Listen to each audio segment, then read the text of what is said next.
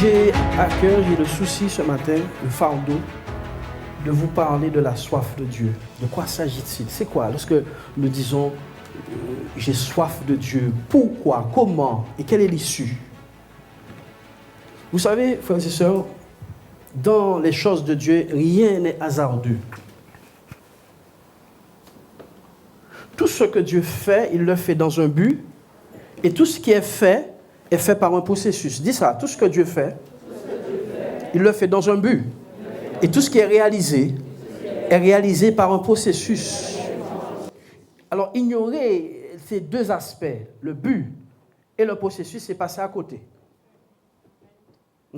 Nous avons allumé ce micro parce que nous avions un but, mais nous avions dû passer par le processus qui donne la vie à ce micro. Qui comprend ce que je dis? Il a fallu que la sœur monte à la régie, allume la technique, la sono, mette la puissance dans le micro, ok? Que moi, je fasse ma part, que j'appuie le bouton, et finalement que je parle et que vous entendiez. Le but était quoi? Que vous entendiez. Donc, comprenons que Dieu est un Dieu de but, de préscience, de dessein. Dis ça, Dieu est un Dieu de dessein. Mais oui, frères et sœurs, du moment qu'il n'y a pas de dessein, il n'y a pas de projection, il ne peut pas avoir de mouvement réel. Il faut que tu comprennes que tout ce qui existe à cause d'un but et d'un processus. Tout. Tout ce qui existe. Quand le Seigneur a créé la terre, il a créé avec pré-anticipation, avec projet, avec but. Pourquoi? Parce qu'à un moment donné, il devait aménager cet endroit pour l'homme. L'homme devait arriver sur la scène. Vous le savez que l'homme devait arriver sur la scène? Vous êtes avec moi ce matin? Ok, l'homme devait arriver sur la scène à cause des plans prédéfinis. La Bible nous dit que ceux qu'il a appelés, il les a prédestinés. Il les a connus d'avance. Qui est avec moi? Ceux que Dieu a connus d'avance, il les a aussi prédestinés. Donc, il faudrait une plateforme pour que l'homme arrive et que Jésus aussi arrive. Parce que Jésus aussi a été prédestiné avant la fondation du monde. Dites ça avec moi. Jésus a été prédestiné avant la fondation du monde. Donc, si Jésus est prédestiné avant la fondation du monde pour être une victime expiatoire du péché, il faudrait qu'au préalable, l'homme pêche. Hello. Donc, Dieu ne va pas être surpris par le péché de l'homme. Dieu ne va pas être choqué. Ah, Adam, qu'est-ce que tu fais dans mes plans là? Non, Jésus a été préanticipé, prédestiné avant la fondation du monde pour être une victime expiatoire. On appelle ça les plans de Dieu. Hello! Donc, si Dieu fait des plans, tu dois comprendre ces plans pour t'y intégrer, trouver ta place dans ces plans, pour participer à la nature divine, mais aussi au plan divin. Dis ça, la nature divine, mais aussi les plans divins. Pourquoi est-ce qu'il y a un plan? Il y a un plan parce que, quand on dit en créole, domino au carimé en désordre, mais pas qu'à jouer en désordre. Parce que Dieu, c'est un Dieu d'ordre. Les plans vont être révélés à l'homme au fur et à mesure qu'il s'y intègre, qu'il s'y intéresse. Lorsque le Seigneur a dit qu'il va mettre des poissons qu'il va faire des poissons, il a préalablement mis l'eau là. Imaginez un poisson sans eau. Je n'ai pas dit poisson sans eau, l'eau. Est-ce que vous comprenez? Dieu fait les choses, mais il anticipe toujours l'environnement dans lequel il va déployer son plan.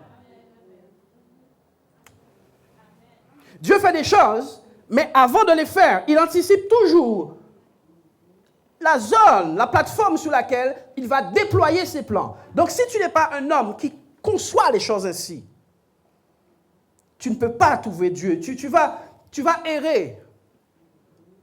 Il faut comprendre que Dieu, c'est un Dieu de plan. C'est fondamental. Puisque c'est à cause d'un plan que nous sommes là. Oh my God. C'est un plan, Thierry, qui fait que nous sommes là. Nous ne sommes pas ici, si on a la chance. Non, un plan s'est déployé à notre égard. Une prédisposition, une prédestination, une préanticipation, une préconnaissance. Hello. Bon, maintenant, Dieu va mettre la mer là, et il va dire, poisson que j'avais prévu, ça y est, c'est votre moment. Hello. Dieu va mettre la terre là, et il va dire, arbre que j'avais prévu, c'est votre moment. Nous ne voyons pas Dieu mettre les arbres et dire, oh, mais il plane dans l'air. Dieu n'est pas... Non, non. Donc, je commence ainsi pour vous faire comprendre qu'il y a un processus. Dis cela, il y a un processus. C'est très important de savoir qu'il y a un processus. Les chrétiens les plus instables, c'est ceux qui ne connaissent pas le processus. Les enfants de Dieu les plus à gauche, à droite, c'est des gens qui ne croient pas ou qui ne connaissent pas le processus. Parce qu'en réalité, ils sont hors de Dieu. Dieu est un Dieu de processus. La révélation même du processus vient à toi quand tu cherches Dieu. Tu dis, mais pour être sauvé, il faut finalement se repentir, se faire baptiser. Il y a un processus dans tout. Dis ça, Dieu est un Dieu de processus. Ok, on va ouvrir la parole de Dieu. Tournez avec moi dans Proverbes chapitre 16, verset 4. Proverbes chapitre 16, verset 4.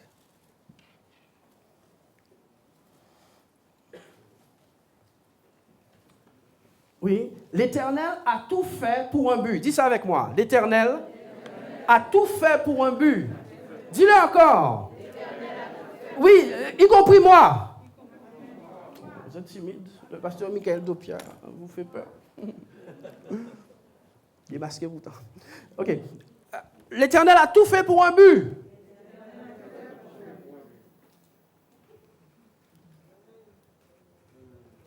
Même le méchant pour le jour du malheur. S'il n'y avait pas de méchant, il n'y aurait pas de jour du malheur. S'il n'y avait pas un méchant nommé Judas, il n'y aurait pas eu de salut pour les hommes. Même le méchant pour le jour du malheur. Donc Dieu, voulant sauver l'homme, va prévoir à l'exécution de sa parole qui est écrit, il ne fait rien sans but. Donc il faudra un méchant pour tuer un innocent, pour que la parole soit remplie. Dis ça, pour que la parole soit remplie. Ce verset, pour être accompli, il faut Judas. Oh Seigneur, Seigneur, Seigneur. Pour que ce verset puisse s'accomplir, il faut Judas. Donc, bien aimé, il va falloir que tu considères tout ce qui t'arrive et savoir quel est le but de Dieu par rapport à ce qui t'arrive. C'est où les choses se jouent, hein? Quel est le but de Dieu par rapport à ce qui m'arrive? Parce qu'il a tout fait pour un but, même le méchant pour le jour du malheur. Donc, il y a un méchant qui va entrer en scène à cause de la parole de Dieu qui prévoit la crucifixion de Jésus. Donc, pour qu'il ne passe pas outre de sa parole, il met un méchant dans l'équipe. Jésus a prié toute la nuit, il a choisi Bougap, qui a tué là. Je ne sais pas comment ça m'a dit. Jésus, toi et moi, nous prions pour des bonnes personnes dans nos vies. Jésus lui prie, il choisit son tueur. Donne gloire à Dieu. Écoute-moi, donc il y a un tueur que tu vas choisir ou pas aux prières qui vient vraiment de Dieu. Oh Seigneur, il y a un méchant qui est dans ta vie pour te faire aller plus loin. Il y a un méchant qui doit entrer dans ta vie pour te faire aller plus loin.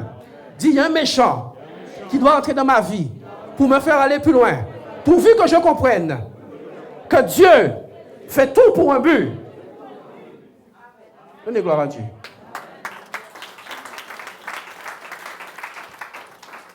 Oui, il y a un méchant. Et parfois le méchant, tu sais c'est qui? You. Tu es le propre méchant de ta vie.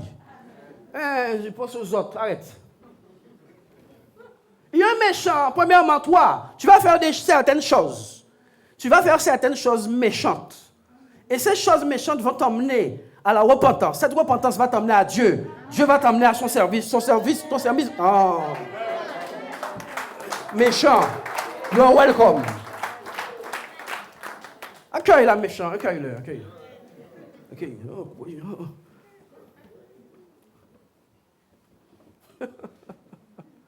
Dieu a tout fait pour un but. Les profondeurs appellent les profondeurs. S'il y a quelque part une profondeur qui crie, il y a une profondeur quelque part qui aimerait bien répondre à cette prière.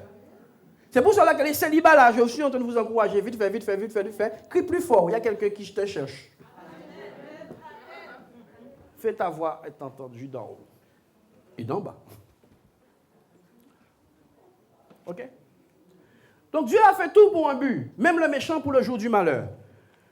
OK. On avance? OK.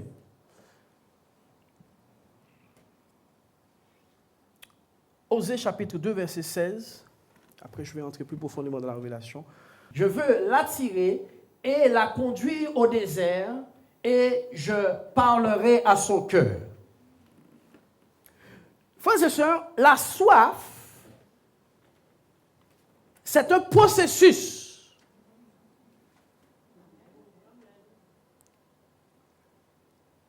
La soif, c'est un processus. Lorsque nous allons parler de choses naturelles, nous aurons aussi besoin de comprendre que les mêmes choses qui existent dans la dimension naturelle existent dans le domaine spirituel et ce qui est dans le spirituel existe dans le naturel. Mais Dieu a constamment pris des choses naturelles pour nous expliquer des réalités spirituelles. Le Seigneur l'a constamment fait parce que ça aurait été des folies pour l'homme d'entendre les choses terribles du monde invisible sans passer par des symboles et des images. Lorsque nous avons soif, Dieu a créé l'homme d'une manière. Je parle de la soif de l'eau, du liquide. Je ne parle pas encore de Dieu. Lorsque Dieu a créé l'homme, il a créé l'homme avec un certain nombre de systèmes en lui. Dis ça, des systèmes. Il y a un système dans ton oreille qui fait que s'il est touché, tu tombes. Est-ce que tu le sais, ça? Docteur... OK. Est-ce que tu sais qu'il y a un système en toi, on appelle ça l'oreille interne? Si elle est touchée, s'il est touché, le système, tu tombes, tu tiens pas. Donc, du moment que le système est touché, toute ta destinée est touchée. Quelqu'un qui est prévu pour être un banquier de haute renommée sur la terre, avec un tel problème, aura de grandes difficultés à accomplir ses desseins. Pourquoi? Parce que son corps sera immobilisé à cause d'un système qui ne fonctionne pas. Oh Seigneur. Frère, regarde la portée un peu. On parle de choses naturelles, nous ne sommes pas encore dans des choses spirituelles. Tout ce qui fonctionne, fonctionne par un processus dans un système. Tout ce qui fonctionne. Je me déplace sur ce côté-là parce qu'il y a une rotule dans ma hanche, parce que nous vivons comme ça, mais nous ne sommes pas conscients des choses. Il y a une rotule dans ma hanche qui a le mouvement latéral. Imaginez une seconde que ce mouvement s'arrête. Vous me voyez, je ne peux même pas descendre d'ici. Donc, si Dieu a mis des systèmes dans tout, tu dois comprendre que la soif est un système et qui est déclenché par un processus. C'est un système. Hein? Je le conduirai. C'est pourquoi voici, je la tirerai et la conduirai au désert et je parlerai à son cœur. Pourquoi est-ce que Dieu a besoin d'attirer quelqu'un au désert pour parler à son cœur? Pourquoi? Parce qu'en réalité, il y a un système dans l'âme de l'homme, dans son âme. Quand ce système est bloqué, l'homme ne cherche pas Dieu. Nous pouvons lire dans la Bible, certains hommes ont crié « Mon âme a faim et soif du Dieu vivant ». Ton âme a une fonction qui provoque la soif à un moment donné. Je vais expliquer ça tout à l'heure, plus profondément. Ton âme a une fonction en elle qui, à un moment donné, va réclamer de l'eau. Ton âme, elle a une fonction, elle est faite comme ça. Lorsqu'un homme a soif de l'eau, du liquide de l'eau, ce n'est pas lui qui décide d'avoir soif. C'est le système qui est en lui qui se déclenche. Oh Seigneur. C'est le système qui est en toi qui se déclenche. Tu n'as pas... Oh, je vais avoir soif. Tiens, il est 10 heures, laisse-moi avoir soif. Tu ne décides pas d'avoir soif. C'est très important de comprendre que tu ne décides, c'est pas toi qui décides. Bon Dieu, bon Dieu. Je vais libérer la révélation là, bram, tout à l'heure là, pour te délivrer de toi, mon. Ce n'est pas toi qui décides d'avoir soif, chrétien. C'est le système qui est en toi, qui à un moment dit, il faut aller boire Jésus là. Hello. Quand un homme va boire, le système qui est en lui se déclenche au-delà de sa volonté. Si les hommes n'avaient pas ce système en eux, ils mourraient sans savoir pourquoi. Oh, Shakarabrasia. Si l'homme n'avait pas un système qui l'envoie au bord de l'eau, il mourrait sans savoir pourquoi.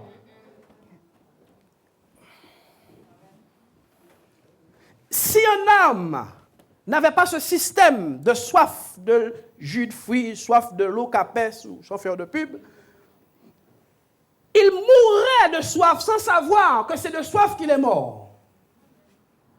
Comment fonctionne la soif? La soif fonctionne par manque.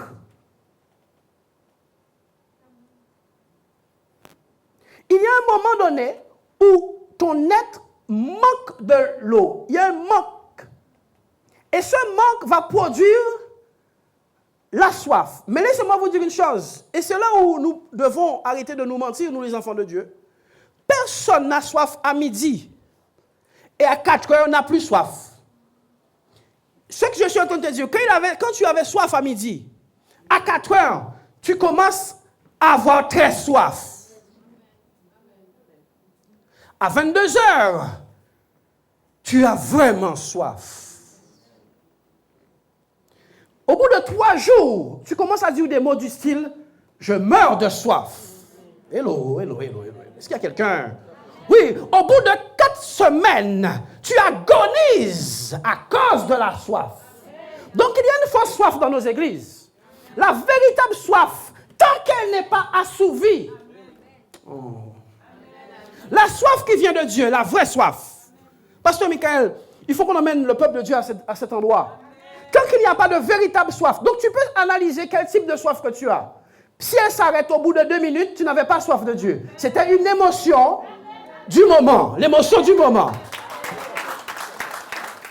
Riba katarabrasi. Émotion du moment. Ne vous trompez pas entre l'émotion du moment et la soif de Dieu. Il y a aussi cette dimension où les chrétiens se trompent entre avoir besoin que Dieu fasse quelque chose pour eux et avoir besoin de Dieu lui-même. Tu te trompes.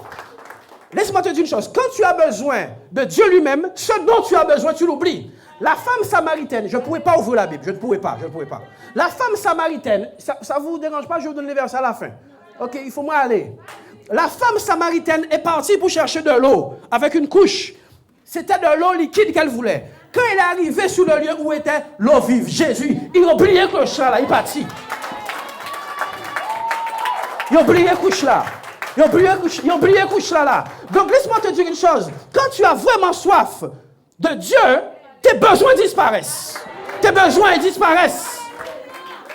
Au nom de Jésus-Christ ce matin, que vous ayez la foi véritable. La soif véritable au nom de Jésus-Christ. Recevez un esprit de soif véritable ce matin. Recevez la soif véritable ce matin.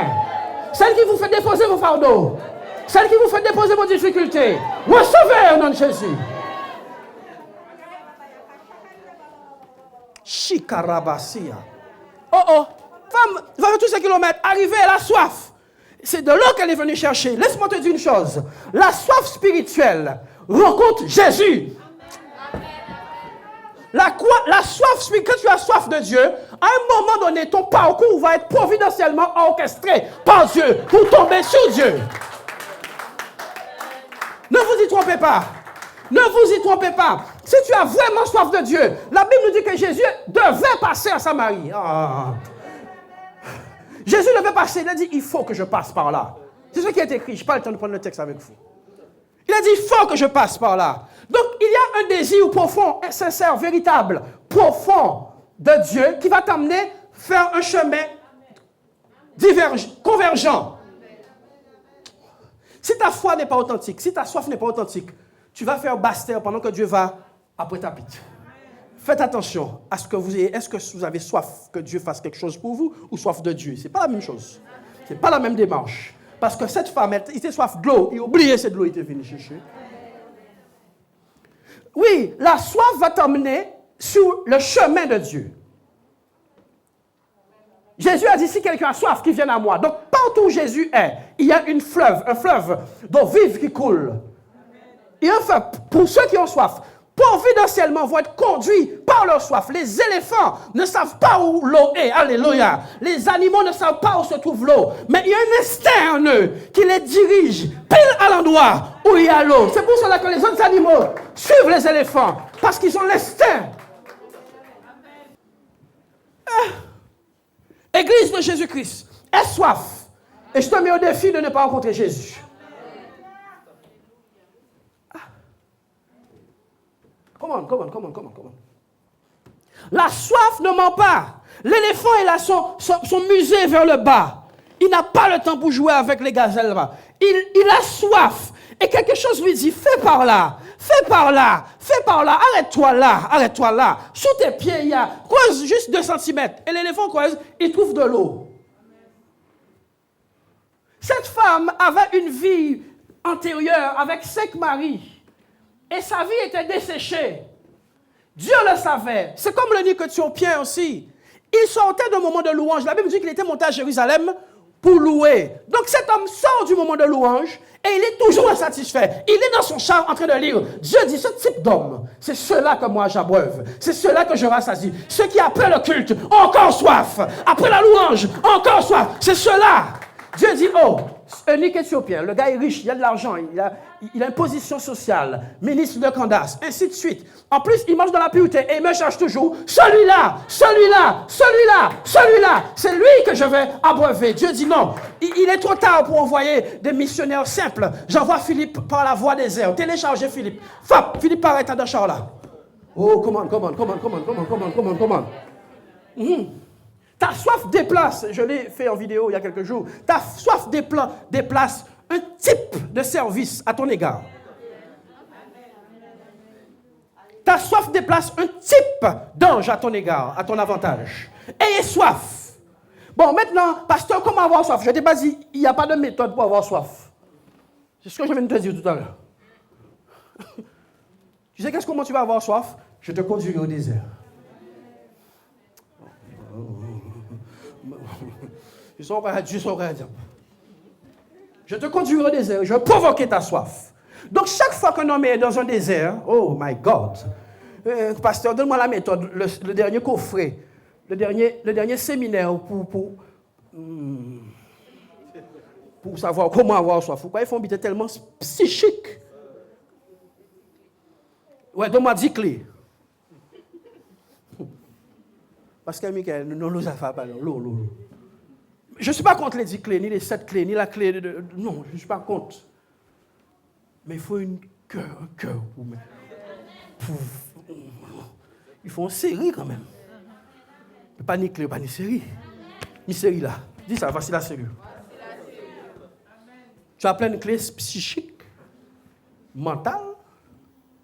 Ça va? C'est le temps qui fait ça. Mais comprenez-vous? Donc, nous allons voir cette femme prendre une décision. Dis ça, décision. D'aller chercher de l'eau. Et Jésus, connaissant le besoin spirituel, dit, il faut que j'aille. Par préscience, il sait. Le processus est en marche. Quand le manque de paix est en toi, quand le manque de joie est en toi, le processus est en marche. Oh mon Dieu. Quand le manque de paix est en marche, quand le manque de paix est en toi, quand le manque de joie, quand le manque d'amour, quand la solitude est en toi, c'est le processus qui est en marche. Va chercher Dieu. Ce n'est pas le moment pour toi d'appeler Nathalie. C'est pour cela que beaucoup de personnes qui font des expériences terribles avec Dieu les font au moment où ils sont au comble du problème. Lorsque le problème est arrivé à son summum, à son paroxysme, ces gens-là poussent un vrai cri à Dieu. Un vrai cri. Pendant que le cri n'est pas encore au top, va chercher l'eau. La soif, donc, est le processus par lequel le mouvement vers Dieu est produit.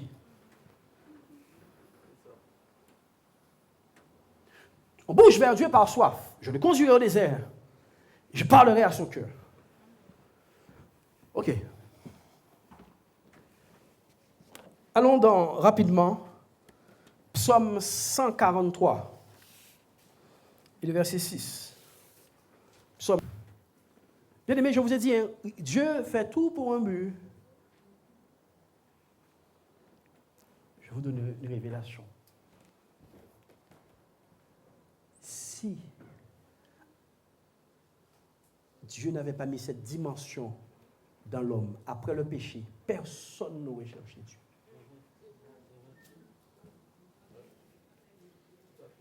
Je t'ai dit que c'est ta soif qui t'envoie dans le frigo.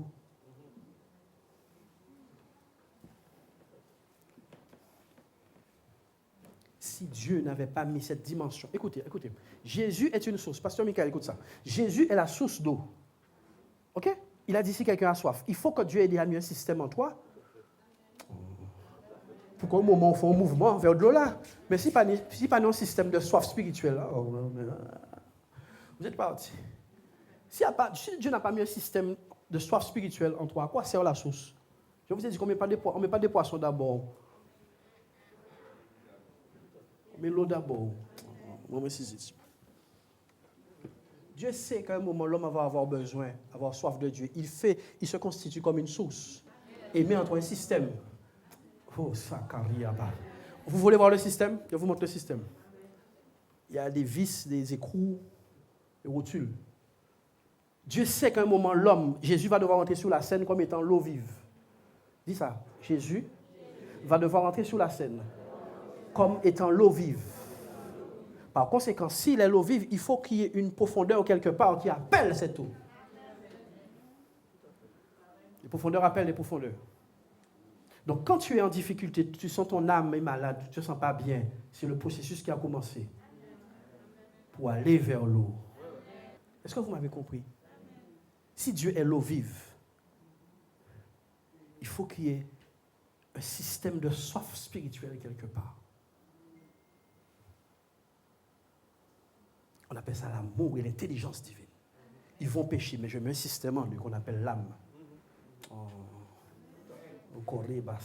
Ils vont pécher. Ils vont pécher. Dis ça, ils vont pécher. Jésus, tu es prêt? Alors, tout le monde est dans le starting block dans le ciel. Ils vont pécher. Hein? Regarde, Adam est où? Il est par là. Ève est où? Okay. Regarde ça, regardez. Il faut...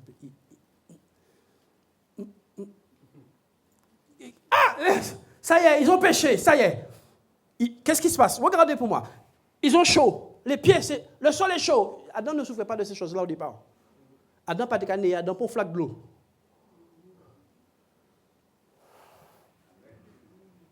T'imagines Adam, dans la perfection est là, Adam nage et il prend 2 tasses, clouc. Adam fait un saut, il plonge dans la mer, de la rivière, okay, il fait un salto arrière, il prend un plat. Tout était parfait. Le saut, il n'y a aucun athlète qui faisait... aucun sauteur olympique ne faisait un meilleur saut de l'ange. Vous êtes partis.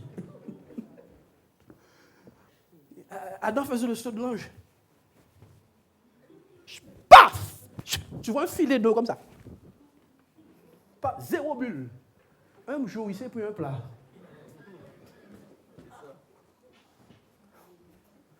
Je sais que vous comprenez. OK, il y a en toi un système pré-anticipé par Dieu, prévu. Dis ça, prévu. Vous ne savez pas comment ça me dit.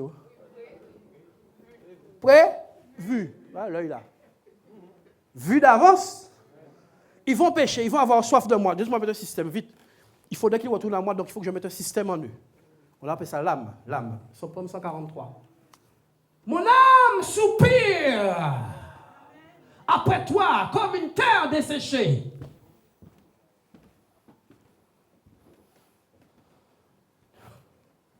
Mon âme soupire après toi. Il y a le verset précédent. Qu'est-ce qui se passe?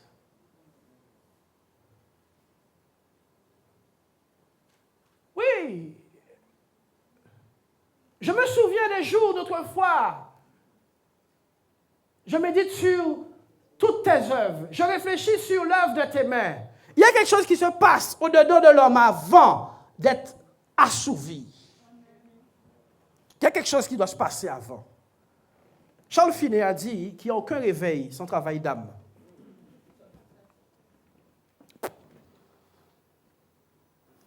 Verset suivant. J'étends mes mains vers toi. Écoutez-moi, après que cette soif soit déclenchée, il y a quelqu'un qui étend sa main. C'est la prière qu'on appelle ça. Paul a dit qu'il voudrait que tout homme prie et lève les mains pures en tout lieu, sans colère ni contestation. Qui a compris ce que j'ai dit? Lorsque la soif, tu sens que tu n'es pas bien, ton mal-être, ce n'est pas un mal-être, c'est ton âme qui crie. Et pendant que tu penses que c'est le problème de voiture ou d'argent qui est là, c'est Dieu qui a fait toutes choses pour un but. Ce n'est pas ton problème de couple. Ce n'est pas ton problème d'enfant malade. Toutes choses sont faites pour un but. Qui est-ce qui va résoudre le problème d'enfant, d'argent et ceci? C'est Dieu. Donc, il faut que dans ta démarche, tu comprennes que le processus ne n'est pas de demander à Dieu de résoudre ça, mais de te donner la force d'aller vers celui qui résout ça. Come on, church. Mais oui, on se trompe et on tombe dans la dépression spirituelle. Parce qu'il faudrait qu'on fasse une table ronde, un débat avec le peuple de Dieu. On tombe dans la dépression. On a le même esprit, lui et moi. On tombe dans la dépression. Pourquoi? Parce qu'on court après le besoin ce qui nous manque. Or, le processus, la soif n'est pas... La soif qui est en toi n'est pas pour répondre à ton besoin, elle est pour que cette soif aille à Dieu. Et c'est Dieu qui possède le chéquier, qui te rémunère. Come on, church, come on. Laisse-moi vous dire une chose. Lorsque tu veux ton salaire, tu ne cherches pas un chèque dans la rue, tu cherches un patron. Le peuple de Dieu est malade à ne pas comprendre qu'il faut trouver Dieu avant de trouver ses mains. C'est incroyable. Tu ne peux pas être en désaccord avec quelqu'un et réclamer ses biens. Bon, mon âme soupire après toi comme une terre desséchée. Donc, à quel moment que mon âme soupire? Quand elle est asséchée. Oh. Frère Marc, tu comprends ça? À quel moment qu'il y a un cri de l'âme? Il y a un cri de l'âme quand il y a un dessèchement de l'âme. Il ne peut pas y avoir de cri au préalable. Et ce dessèchement est produit par le soleil du désert. Donc, quand vous passez par quelques déserts, faites pas l'erreur de chercher la guérison. Cherchez le guérisseur. Je prie que dans l'esprit, vous comprenez ce que je dis. Ne cherchez pas la guérison. Cherchez le guérisseur. Cherchez le guérisseur de toutes vos forces. Au nom de Jésus-Christ, ce matin, cherchez le guérisseur.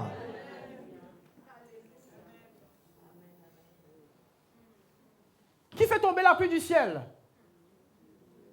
C'est pas le Seigneur?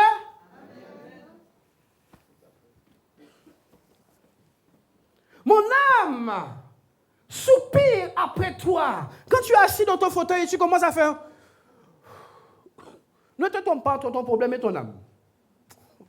Mon âme soupire. Donc, il y a en toi un système qui fait ton âme soupirer, pardon. Ok, j'étends mes mains vers toi. Premièrement, la prière. La pression qui est produite dans l'âme doit t'emmener à la prière. Si tu ne priais pas avant, la pression de l'âme emmène à la prière. Du fond de l'abîme, j'ai invoqué l'Éternel. Comment, au fond de l'abîme, on n'invoque pas? Tu n'as pas vu ce qu'on t'a dit comme le verdict? On t'a dit que rien n'est possible, on ne pourra rien faire pour toi. Tu ne sais plus qu'est-ce qu'il faut faire? L'ultime.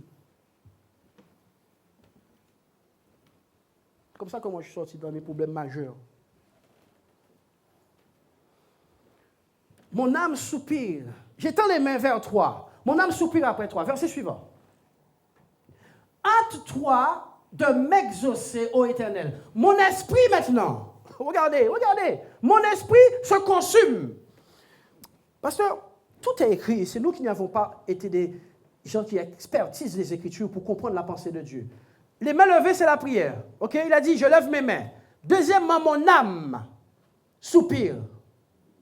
Troisièmement, donc esprit, âme et corps, ok? Troisièmement, mon esprit se consume. Mon esprit se consume. Il y a ton âme qui a soif, mais ton esprit est dans une dimension encore plus élevée dans le besoin. Ton âme va englober tout ce que tu vis au niveau social, au niveau machin, et va produire une soif. Mais ton esprit, lui, il va consumer. Parce que c'est lui qui connaît Dieu. C'est ton esprit qui connaît Dieu, ton âme connaît tes problèmes. M'avez-vous compris? Donc, je vous dis qu'il y a un système dans l'homme. Je l'ai déjà lu dans toutes les sortes, il y a un système. Mon esprit se consume. Donc, bien aimé, il y a un moment donné où un feu va prendre en toi et rien ne pourra t'arrêter pour aller éteindre ce feu. Ces gens-là, ça sont repérables. À toi de m'exaucer, ô Éternel. Mon esprit se consume. Mon esprit se consume. Donc, comme je vous ai dit, ce n'est pas vous qui décidez d'avoir soif. Ce sont les situations qui vous emmènent à la soif. Donc, quelle que soit la situation dans laquelle tu es ce matin, sache où se trouve l'eau. Et que c'est un processus qui vient de commencer. Tu devrais déjà te réjouir parce que Jésus a dit, heureux ceux qui ont faim et soif. Est-ce que tu as soif ce matin? Est-ce que tes situations te font crier à Dieu?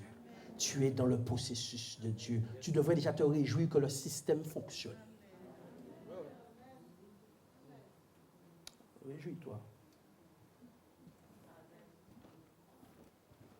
La soif. La soif va crescendo et amène à la mort. Consume si tu ne t'en occupes pas. La soif est crescendo. Si tu n'en occupes pas, elle te tue. C'est pour cela que tu as intérêt d'avoir vraiment soif. Parce qu'il y a un impératif de rassasiement en Jésus. Dieu, Jésus a un impératif en lui. C'est de libérer l'eau qui est en lui. M'avez-vous compris? Il fallait, continue. Comme il fallait qu'il passe par la Samarie, il arriva dans une ville de Samarie, nommée Sichar, près du champ que Jacob avait donné à Joseph, son fils. Là se trouvait le puits de Jacob. Oui. Jésus, fatigué du voyage, était assis au bord du puits. Oui. Il faut que, dans le parcours que tu fais, dans ton parcours chrétien, que ton mouvement t'amène là où Dieu s'arrête.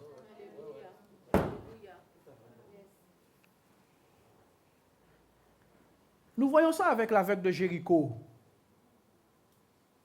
Nous voyons ça avec Zachée. Jésus devait passer par la ville par là aussi, et Zachée sachant où Jésus devait passer. C'est ce qui est écrit. M'avez-vous compris, chrétien? La Bible nous dit que Jésus sachant où Jésus devait passer. Est-ce que tu sais où Jésus doit passer? On ne connaît pas les processus. Dieu se trouve sur le chemin de l'humilité, de la prière.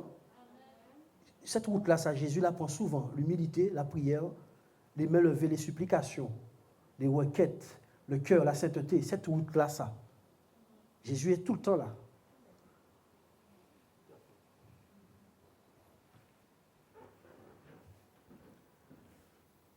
On continue?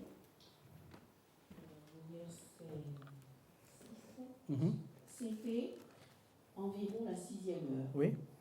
Une femme de Samarie vint puiser de l'eau. Oui, il y a un mouvement, c'est tellement précieux ce que je vous dis. Il y a un mouvement de Dieu qui va correspondre à ton mouvement. C'est comme ça qu'on tombe dans des rencontres providentielles. C'est comme ça que nous tombons dans des connexions divines. Parce que notre mouvement correspond au mouvement de Dieu à un moment donné.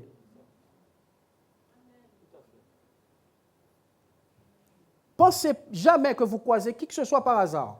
Vous avez croisé quelqu'un, soit par votre esprit d'égarement qui vous anime, ou soit par l'Esprit Saint qui vous conduit. Tu vas rencontrer ton méchant par ta méchanceté.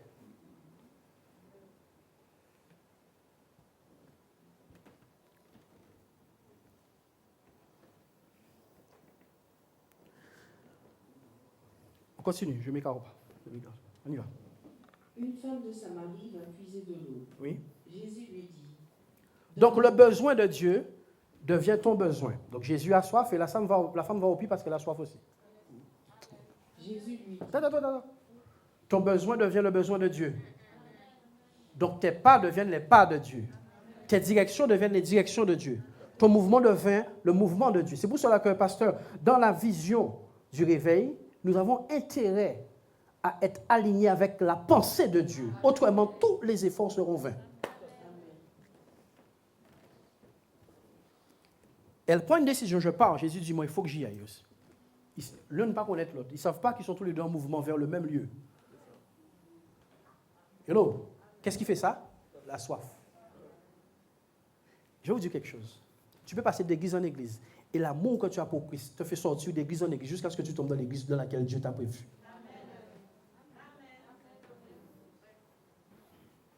Jésus lui dit, donne-moi à boire, car ses disciples étaient allés à la ville pour acheter des vivres. Oui, Jésus va lui dire, donne-moi à boire, donne-moi à boire, donne-moi à boire. C'est le besoin de Dieu qui est en priorité. Connaissant en tout cas le besoin du Seigneur, de cette femme, Jésus va bouger pour emmener cette femme dans son besoin réel. Pour elle, c'est un jour comme les autres où elle va chercher son eau au puits. Laissez-moi vous dire une chose, vos problèmes, vos difficultés de tous les jours sont des lieux de rencontre. Si ton problème ne t'envoie pas à genoux, il ne pèse pas encore assez sur toi.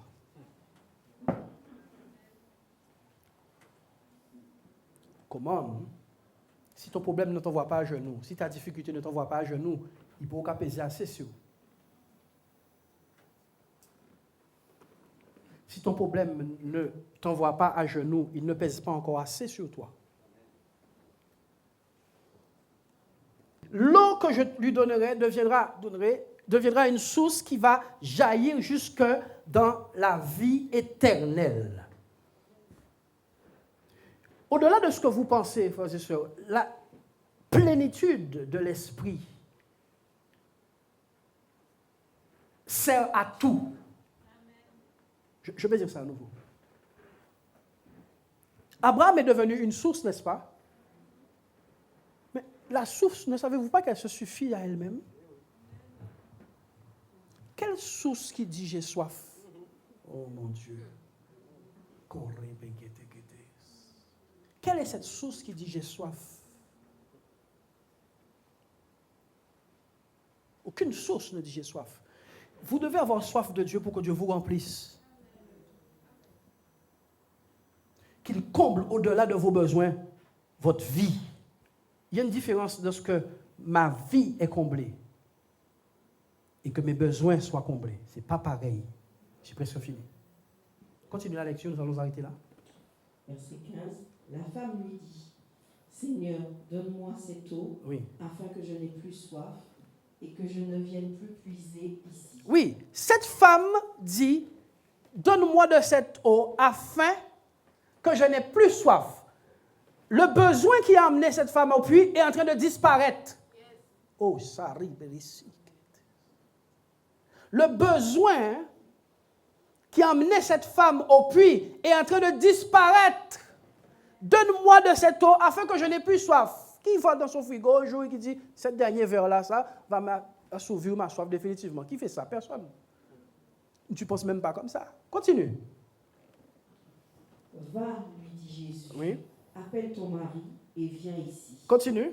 La femme répondit, je n'ai point de mari. Jésus lui dit, tu as eu raison de dire, je n'ai point de mari. Oui. Car tu as eu 5 maris, et celui que tu as maintenant n'est pas ton mari. Oui, ta soif naturelle va t'emmener aux besoins spirituels de Dieu, prévus pour toi.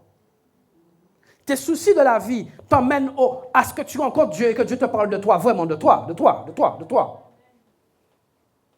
Tes soucis t'emmènent à une zone où pendant que tu penses que Dieu va te dire, ok, au fait, tu sais ton problème de banque là, comme ça. Non. Dieu te parle de toi. De toi. Parce que tant que tu n'es pas réparé, la chose ne marche pas. On y va. Ayant laissé sa cruche. Continue. S'en alla dans la ville. Oui, bien aimé, je vais m'arrêter là.